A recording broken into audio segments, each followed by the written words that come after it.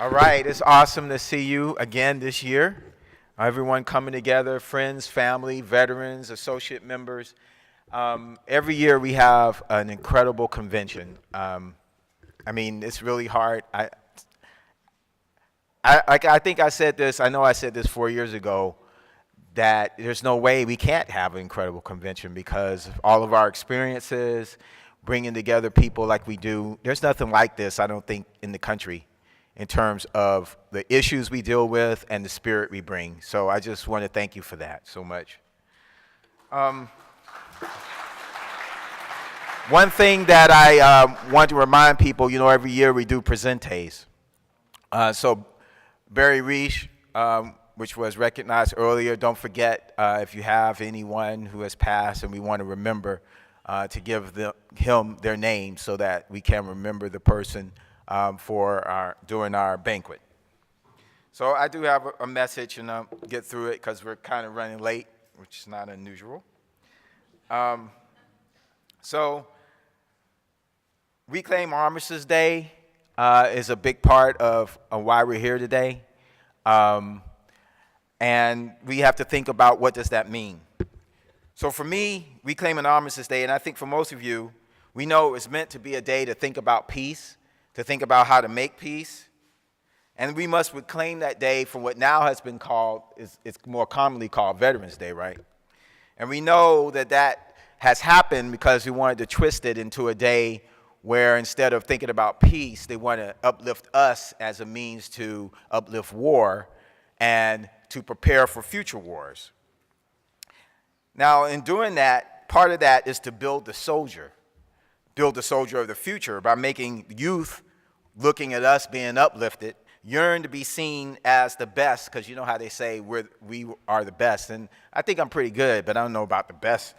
And to be seen as heroes and sheroes, willing to be one of the fallen, to make the ultimate sacrifice, as they say, or their parenthood in many ways is the ultimate sacrifice. The ultimate sacrifice so they too can be remembered with an eternal flame. Now, that's a hell of a narrative to change, an eternal flame. But we, since we're supposed to be the people who are being honored, along with military families, we are the right messengers to challenge that narrative and to push the discussion. And it is a perfect example of the importance of this organization, of the importance of Veterans for Peace. Because there's we have About Face, Veterans for Peace, VVAW. There's very few organizations that can talk about and push that narrative and be willing, because others could, but they're not willing to do that, and we are. So as we approach the 100th anniversary of the end of World War I, today I find myself in fear that the world has seemingly forgotten the lessons of that war in World War II. Now, I'm not going to go into all this wrong, because you all know most of that, and of course, it's an exhaustive list. But there is something that I want to point out, and you all probably know this, about the National Defense Authorization Act and the budget that reflects. One of the ways to look at it is a budget and the act that reflects the shift from regional conflicts and counterinsurgency to great power struggles. This means for me that the madness of the belief that large-scale conflict is winnable and the killing of millions is acceptable.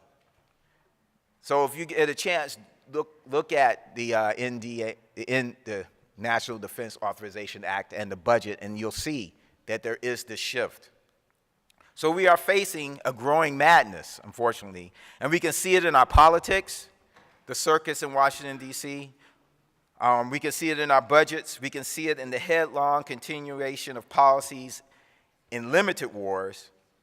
So the question, as it always is how do we stop this? How do we address this? That's the ongoing question. And I think in part we've answered it because we do good work.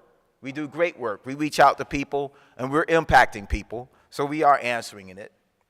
So 4 years ago, Thursday, July 24th, we gathered in Asheville, North Carolina.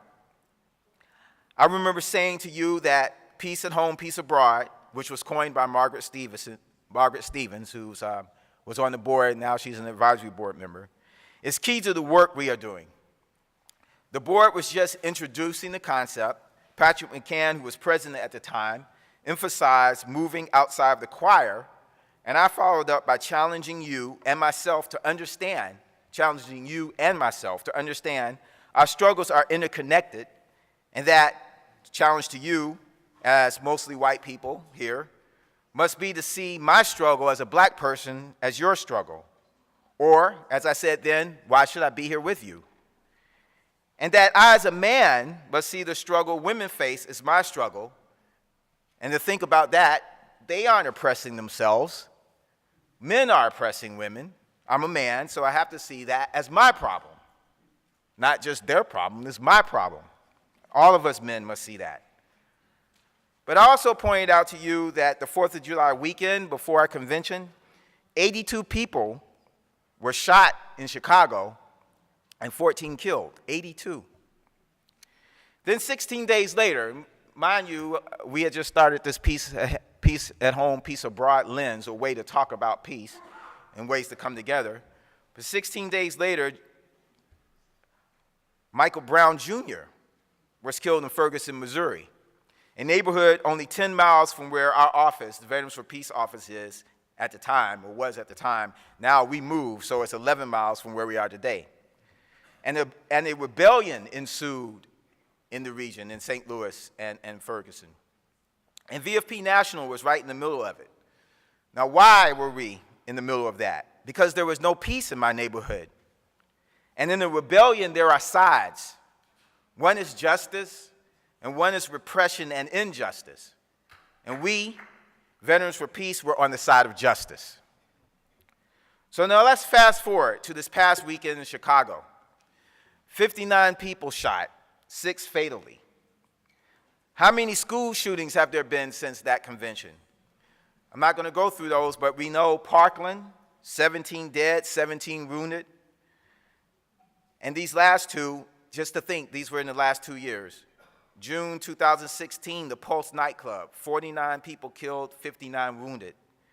And then less than a year ago, October 1st in Las Vegas, 58 dead, 851 people wounded.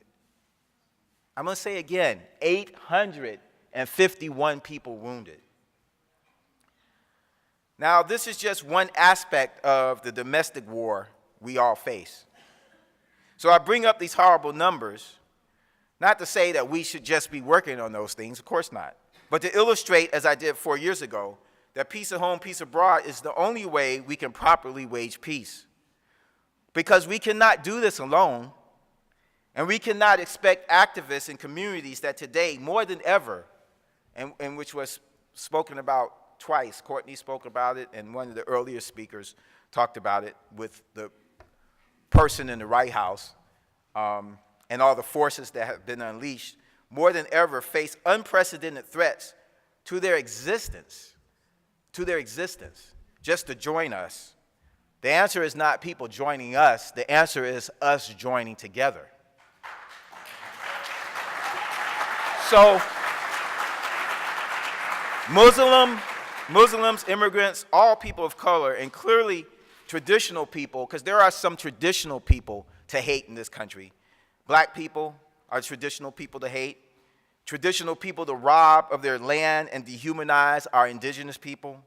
We, and I say we as being a person of those communities, cannot afford to have our activists, our freedom fighters, and justice seekers focus solely on issues of traditional war abroad.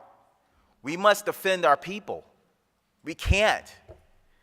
And yet, even though we can't focus on wars abroad, we need each other to win the future. A future that is good and makes sense for all of us. So we must understand that our challenge is not to outthink, to outmaneuver, or defeat the warmongers, death dealers, and those who would impoverish us and the planet to satisfy their greed. That's not our challenge. Our challenge is to see the connections of our struggles and unite, for in that unity they are defeated. And they know this. They fear this and constantly work to keep us apart. An example is our Martin Luther King Jr., who in the Poor People's Campaign they killed him because of that and because he understood intersectionality before it became this word that we use today, where he was talking about war, racism, and poverty. And they killed Fred Hampton, who was a Black Panther. And when people hear Black Panther, many people think radical, doesn't want to have anything to do with white people, but he was bringing people together across a spectrum. And they killed him for that, because he was bringing people together. So I want to close by saying I came to the peace movement not through anti-war lens. I came here in great part because I saw that peace is the answer to all our struggles. I understand that movements like the Poor People's Campaign and organizing ourselves in a peace of home, peace abroad framework is the path to unity. As Dr. King said, this is a great new problem of mankind, and of course we would say humankind today, right? We have inherited a big house, a great world house, in which we have to live together. So we, in our Veterans for Peace wing of the house, must learn how to live and work better with each other, which Courtney addressed a few minutes ago. And we must do the same in the larger Peace and Justice wing so that we can be an example that peace is possible. And it will then, and then we will all then be able to build a path together. Thank you.